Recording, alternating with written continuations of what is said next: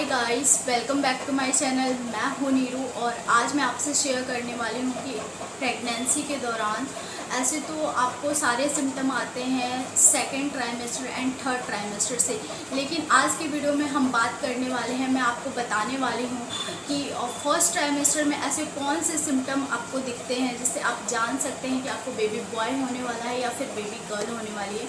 तो गाइस, ये कोई बॉयज़ प्रमोटिंग वीडियो नहीं है कि बॉयज़ पार्टिकुलर में बॉयज़ चाहती हूँ या फिर गर्ल्स चाहती हूँ, क्योंकि मेरा कुछ टाइम पहले ही बॉय हुआ है तो मुझे बहुत ज़्यादा इस चीज़ का एक्सपीरियंस अभी हुआ है। तुरंत का बात है तो सारी चीज़ें अब मेरे माइंड में है।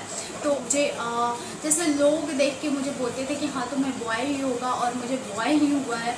तो ऐसे क्या सिम्टम थे, क्या चीज़ें लोग ज़्यादा नोटिस करने लगे थे मेरे ट्राइमेस्टर में। एंड फर्स्ट ट्राइमेस्टर में ही मेरी ननद, मेरे जो भी रिलेटिव हैं, जो भी कज़न है, मतलब जो भी है रिलेटिव, वो सारे बोलने लगे थे कि हाँ तुम्हें बेबी बॉय है। तो क्या ऐसा सिम्टम। अगर आप मेरे चैनल पे पहली बार आए हैं, मुझे पहली बार देख रहे हैं, मेरे चैनल पे पहली बार विजिट किया है, तो मेक श्योर करें कि रेड कलर का जो बेल आइकन है उसको क्लिक कर दें ताकि आने वाले वीडियो की नोटिफिकेशन सबसे पहले आपके पास आए। और मैं बहुत ही ज़्यादा यूज़फुल प्रेगनेंसी से अभी तो बहुत ज़्यादा मैं रिलेटेड वीडियो डाल रही हूँ, हर एक चीज़ के बारे में बता रही हूँ प्रेगनेंसी के बारे में। तो अगर आपके कोई जान पहचान में या फिर आपके रिलेटिव में कोई प्रेग्नेंट है तो उनके साथ शेयर कर सकते हैं इस वीडियो को, तो उनको बहुत ज़्यादा हेल्पफुल मिलेगी। अगर आप मेरे चैनल पे नए हैं, मुझे पहली बार देख रहे हैं, तो आप भी सब्सक्राइब कर लीजिए, क्योंकि आपको भी बहुत ज़्यादा इन्फॉर्मेटिव वीडियो मिलते रहेगी इस चैनल से। तो चलिए आज का ये वीडियो स्टार्ट करें। सो गाइस, सबसे पहले हम बात करेंगे कि जब हमें पता चलता है कि हम प्रेग्नेंट हैं, तो बहुत लोग 1 मंथ के अंदर बहुत लोगों को पता चल जाता है, बहुत लोगों को 2 मंथ के बाद पता चलता है, क्योंकि इतना जनरली जो प्लानिंग किए रहते हैं उनको 1 मंथ में पता चल जाता है, और जो अनप्लानिंग बेबी होता है वो 2 मंथ में पता चलता है। क्योंकि बहुत बार ऐसा होता है कि डेट माइंड में नहीं रहता है, पीरियड्स आया है नहीं आया है, ये चीज़ें इतने बिजी शेड्यूल के दौरान ये चीज़ें सारी ध्यान में नहीं रहती है। जैसे मेरे साथ भी हुआ था, मैं प्रेग्नेंट हुई थी तो मुझे 2 मंथ के बाद पता चला था कि मैं प्रेग्नेंट हूँ, एंड उसके बाद ही मैंने चेक किया था। तो प्रेगनेंसी किट जब आपको पता चलता है कि तो आप प्रेगनेंसी किट मंगवाते हैं। सो अगर वो लाइन आपकी दोनों लाइन डार्क है तो आप समझ सकते हैं कि आपको बेबी गर्ल होगी, मेरे एक्सपीरियंस के अनुसार। आपका क्या एक्सपीरियंस है नहीं है मुझे नहीं पता है, ये मेरा एक्सपीरियंस बोलता है। और अगर आपका एक डार्क लाइन और एक लाइट लाइन होता है तो आपको बेबी बॉय होगा। वो कैसे? अगर मैं जब फर्स्ट टाइम प्रेग्नेंट थी तो मेरी जो बेबी गर्ल थी मेरे पेट में, तो उस टाइम पे मैंने वो मेरा गलती से मिसकैरेज हो गया था। वो कहानी मैं कभी और शेयर करूँगी आप लोगों से। उस टाइम पे मेरा 2 लाइन आया था, एंड जब मैंने सेकंड बेबी को कंसीव किया था तो उस टाइम पे मेरा 2 लाइन आया था, और मैंने 5 बार चेक किया था 2 मंथ बाद। तो एक मेरा डार्क लाइन आया था, एक लाइट लाइन आया था। गाइस, मैं बार बार बोलती हूँ कि सबका एक्सपीरियंस अलग होता है, ज़रूरी नहीं है कि मेरा एक डार्क लाइन आया है या फिर मैं जो सारे सिम्टम अपने बता रही हूँ तो वो आप लोगों के साथ भी हो नहीं, लेकिन बहुत हद तक ये मैच करता है बेबी बॉय के सिम्टम में, इसलिए मैं आप लोगों से शेयर कर रही हूँ। अगर मेरी दोबारा बेबी गर्ल होती तो शायद मैं बेबी गर्ल के सिम्टम शेयर करती। अभी मैं दोनों के सिम्टम इसलिए शेयर कर पा रही हूँ क्योंकि मेरा फर्स्ट वाला जो प्रेगनेंसी था बेबी गर्ल थी, और 8 मंथ में जाते जाते मेरा मिसकैरेज हो गया था, और ये मेरा बेबी बॉय तो है अभी। तो इसके सारे सिम्टम और उसके सारे सिम्टम में कंपैरिजन कर सकती हूँ कि किस में क्या चेंज। सेकंड है कि आपको जब आप पता चलता है कि आप प्रेग्नेंट हैं तो वोमिटिंग की प्रॉब्लम, अगर आपने बेबी गर्ल कंसीव किया है तो मोस्टली केसेस में लोगों को मॉर्निंग में वोमिटिंग होता है, मॉर्निंग सिकनेस जिसको कहा जाता है। मॉर्निंग सिकनेस का मतलब होता है, अगर आप नहीं जानते हैं तो जैसे सुबह आप बेड से उठे और जैसे ही ब्रश करें या फिर आप उठ के गए ही हैं जब तक आपको वोमिटिंग आ जाए, तो इसको कहा जाता है मॉर्निंग सिकनेस। अगर आपको सुबह उठते ही उल्टी हो रही है, सुबह उठते ही वोमिटिंग हो रही है, तो आप समझ सकते हैं कि आपको बेबी गर्ल होने वाली है। वहीं पे अगर आपको सुबह उठ के वोमिटिंग नहीं हो रही है, आप फ्री हैं, आपका जी ऐसे ही घबरा रहा है लेकिन वोमिटिंग नहीं हो रहा है, आप कुछ खा रहे हैं अनटाइमली आपको वोमिटिंग हो रहा है। ऐसा नहीं है कि बेबी बॉय में वोमिटिंग होता ही नहीं है, किसी किसी के नहीं होता है, मेरा हुआ है। 4 मंथ तक मेरा वोमिटिंग हुआ है, बहुत ज़्यादा नहीं बोल सकते हैं लेकिन मेरा वोमिटिंग हुआ है। 4 मंथ, हाँ 4 मंथ तक हुआ है। मैं जब कुछ खाती थी तब मेरे को वोमिटिंग जैसा लगता था, तो हाँ मेरे को वोमिटिंग होता है। नेक्स्ट है कि आपको चक्कर बहुत ज़्यादा आता है, आपका सिर बहुत ज़्यादा घूमता है, आपको वीकनेस बहुत लगता है बॉडी के अंदर, बहुत ज़्यादा आपको खड़े होने का भी उस समय हिम्मत नहीं होता है, एंड आपको लगेगा पूरा घूम रहा है जैसे, उस तरीके से होता है। और आपको थकान बॉडी में रहेगा, वीकनेस बहुत ज़्यादा लगेगा क्योंकि उस समय बेबी डेवलप होता रहता है, बेबी को आपसे कैल्शियम की ज़रूरत पड़ती है, ब्लड आपसे लेता है, तो जिसकी वजह से आपको बहुत ज़्यादा वीकनेस लगती है।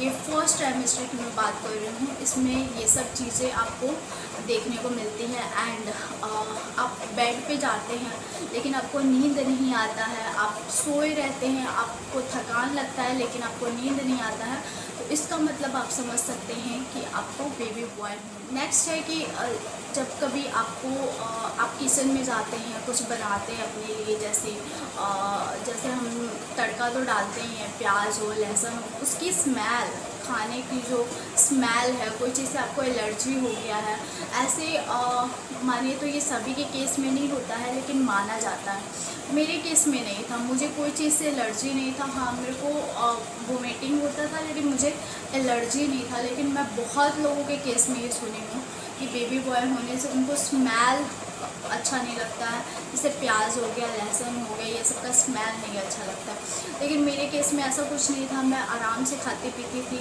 आराम से तो नहीं बोलेंगे, फर्स्ट ट्राइमेस्टर में खाया नहीं जाता था, सेकंड ट्राइमेस्टर से मैंने खाना स्टार्ट किया था, क्योंकि फर्स्ट ट्राइमेस्टर में ऑब्वियसली बहुत ज़्यादा वीकनेस, थकान एंड मन करता था लेटे रहे लेकिन नींद नहीं आती। कि आपको नॉनवेज बिल्कुल पसंद नहीं आता है, वहीं पे आपको हरी सब्जियां और ये सब या तो आप बाहर के फूड अवॉइड करने लगे। कोई चीज़ ऐसा होता है जो आपको बहुत ज़्यादा पसंद है, वो उस टाइम पे आपको नापसंद हो जाता है। जैसे मेरे भी केस में हुआ था, ये बेबी गर्ल के टाइम पे भी हो सकता है। जो सारे मैं सिम्टम बता रही हूँ वो बेबी गर्ल में भी हो सकता है, बेबी बॉय में भी हो सकता है, लेकिन मोस्टली जो केसेस होता है, मोस्टली जो सिम्टम मैं बता रही हूँ वो मैं अपने बता रही हूँ, बेबी बॉय के टाइम के बता रही हूँ। तो मुझे नॉनवेज बिल्कुल, मुझे बहुत ज़्यादा नॉनवेज पसंद है, लेकिन उस टाइम पे मेरे को नॉनवेज देखने का मन नहीं करता था, नॉनवेज का स्मेल अच्छा नहीं लगता था। तो नॉनवेज मैं 9 मंथ नॉनवेज मैं छुई भी नहीं हूँ, तो मुझे नॉनवेज बिल्कुल नहीं अच्छा लगता।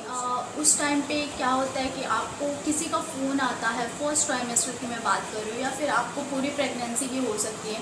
मुझे तो पूरी प्रेगनेंसी थी, तो फर्स्ट ट्राइमेस्टर में आपको हल्का हल्का पेट में दर्द होने की वजह से, थकान लगने की वजह से आपको किसी से फ़ोन पे बात करने का मन नहीं करता है, तो बहुत ज़्यादा अंदर से उसको मूड स्विंग भी बोल सकते हैं कि मूड स्विंग फर्स्ट ट्राइमेस्टर में बहुत ज़्यादा होता है, क्योंकि ऑलरेडी आपको वीकनेस लग रहा है, थकान लग रहा है, आपका बॉडी अलग ही रिएक्ट कर रहा है, तो उस टाइम पे आपको ऑब्वियसली किसी से बात करने का आपको मन नहीं करेगा।